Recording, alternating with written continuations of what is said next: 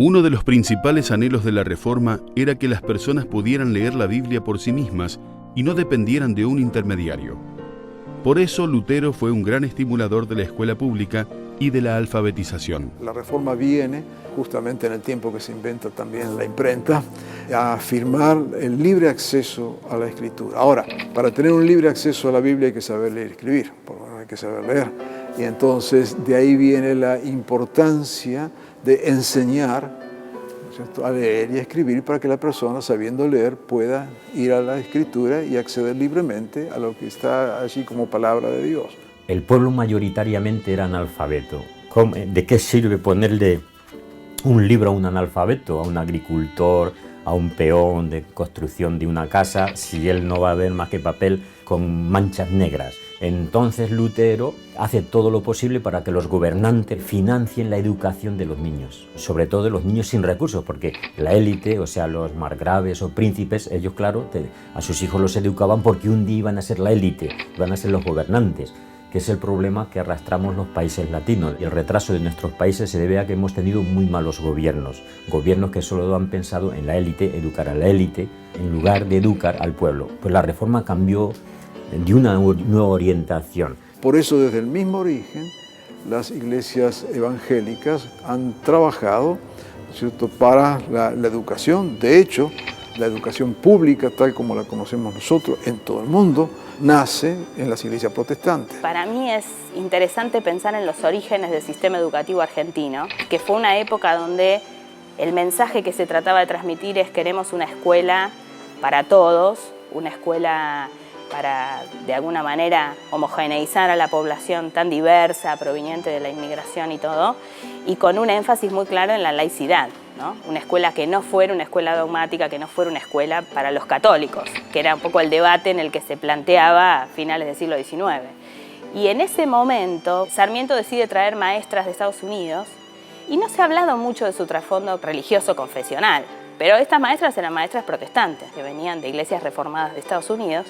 Entonces creo que la influencia del pueblo no católico en la educación ha sido muy grande, pero muy no vista, ¿no? Como que fue pasando por sujetos que se comprometieron a dar un mensaje que querían transmitir a la cultura, que querían transmitir a la gente con la que trabajaban, y no iban con una bandera denominacional, ¿no? Pero lo estaban haciendo. Una de las figuras que se destacó por su aporte a la educación fue Diego Thompson. Él traía una propuesta que le hizo en varios países latinoamericanos, educativa, de un sistema que se había implementado en Inglaterra, el sistema lancasteriano. El fundador es Joseph Lancaster, inventa un método de educación a partir de una escuela dominical y de repente empieza a formar discípulos con el texto bíblico. Preparando así como unos folletos que consistían en lecturas del Antiguo y del Nuevo Testamento.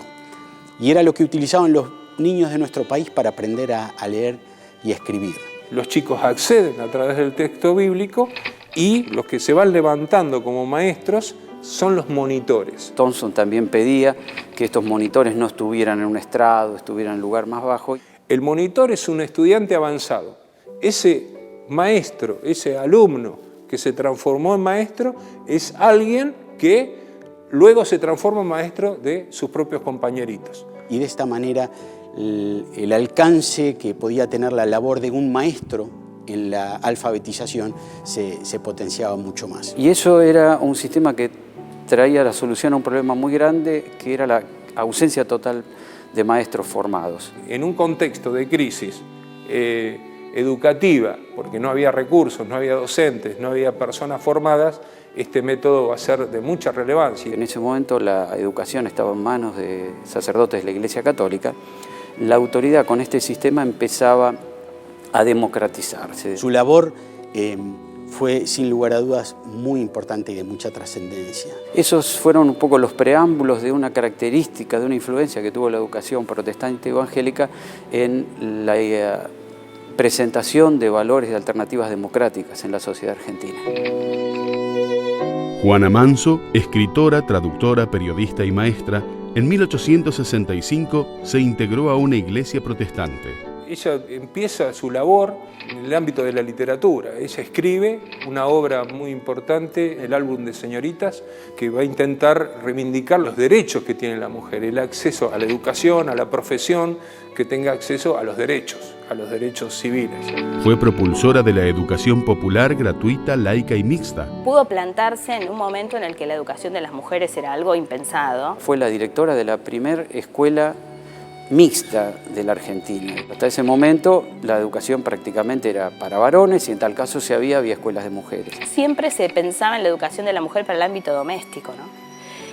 En general mejores mamás y mejores esposas. Impulsa una educación mixta en la cual la mujer tenga intervención. Y abrió todo un espacio para la educación de la mujer que creo que fue fundamental. Paso seguido escribe otro libro, La familia del comendador, donde ella va a defender los derechos de los negros, es decir, se opone a la esclavitud. Además de luchar contra la esclavitud, también defendió los derechos de los hoy llamados pueblos originales, pueblos aborígenes, y ella consideraba que incluso por nuestra Constitución Nacional no estaban bien considerados, que debían ser respetados, que ellos debían tener la libertad de conciencia, la libertad de religión que debía tener todo ciudadano argentino, porque eran ciudadanos argentinos, y ella se refería concretamente a que la Constitución Nacional decía, de 1853, que los pueblos indígenas debían ser convertidos,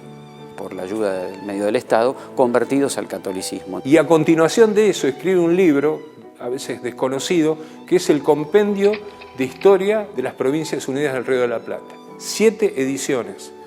Ese libro era el libro de historia con el cual se formaban los ciudadanos en la ciudad de Buenos Aires, en la Argentina en general.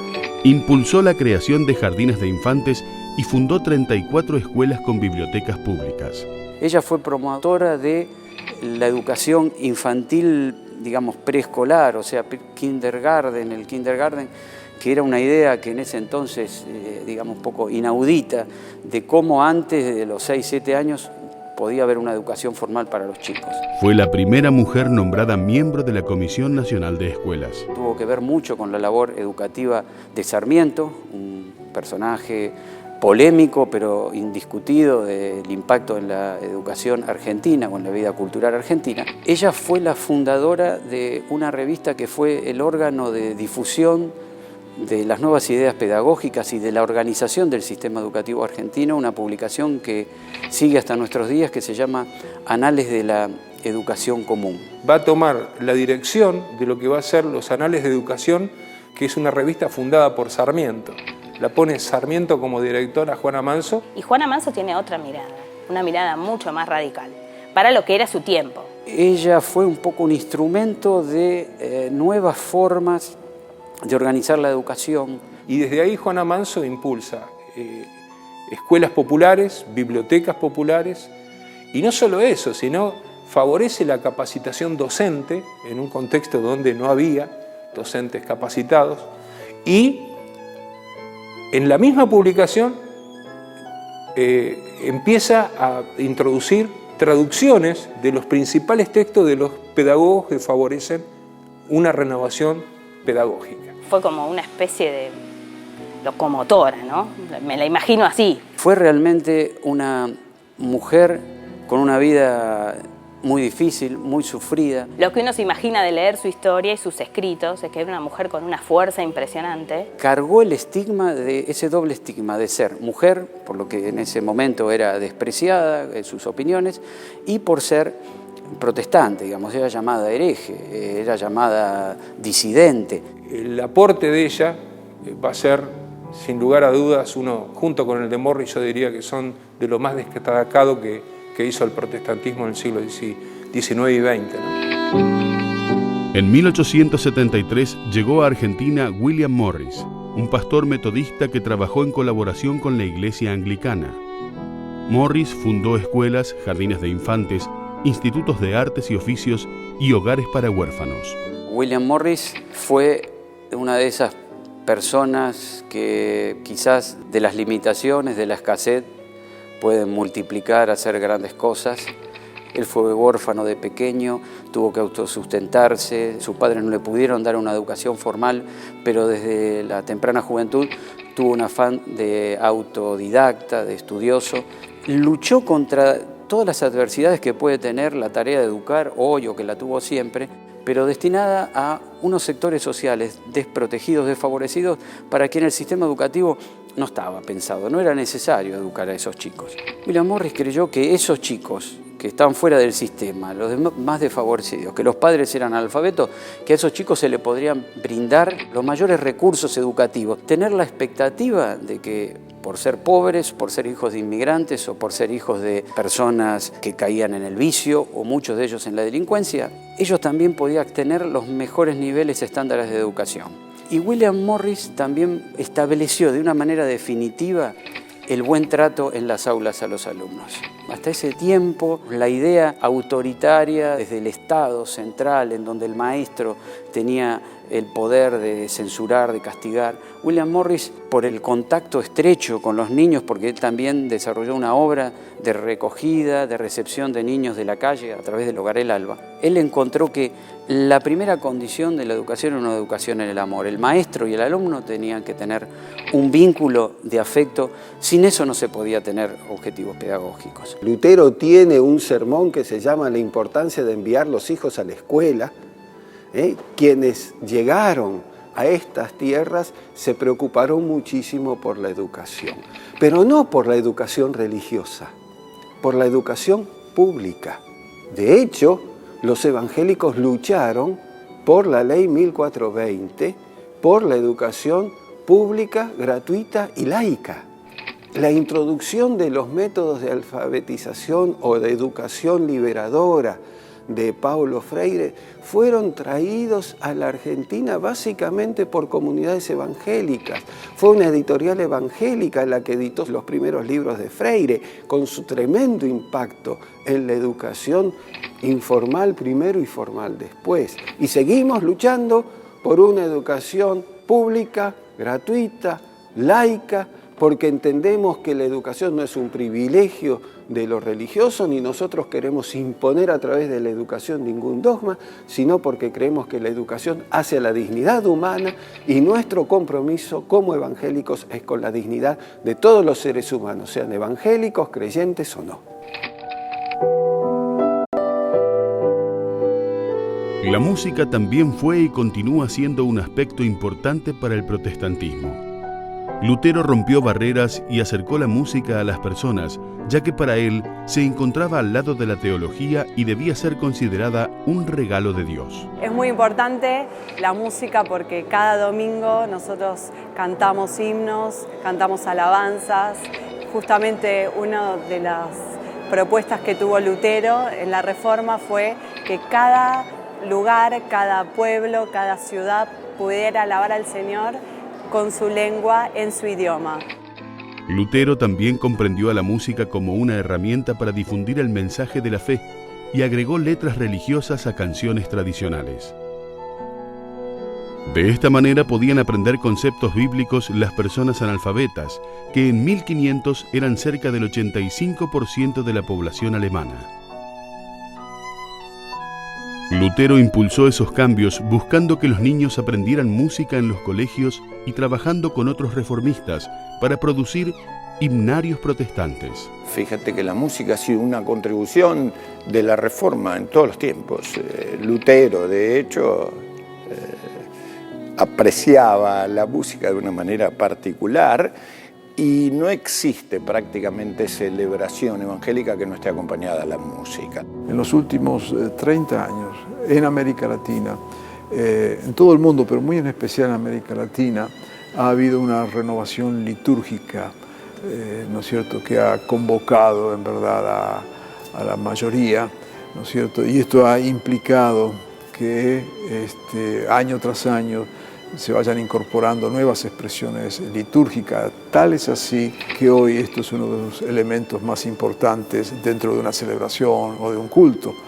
Es más, cuando son celebraciones públicas, como fue el caso de los obeliscos o otras cosas similares, gran parte del tiempo son canciones En nuestras reuniones es muy importante el tema de la música, de la canción, y bueno, y grandes cantantes y músicos que han salido por el mundo a interpretar, ¿no?, canciones. La música tiene un lugar relevante porque las leyes tratan con la conducta de los pueblos, pero el arte trata con la conciencia de los pueblos. Entonces tiene un lugar relevante porque el Evangelio no es una enseñanza, el Evangelio es una naturaleza. La música ligada a la fe, ligada al Señor, es lo que le dio un real sentido a los dones con los que había nacido. Desierto, desierto digo, no se puede vivir sin morir a sí mismo. Enderezaste el camino, Señor, soy tu siervo, tu hijo, tu amigo. Todo es por tu luz, por tu gracia, por tu amor, en tu cielo estoy, porque todo es por tu luz, por tu gracia y tu perdón, que en tu cielo estoy.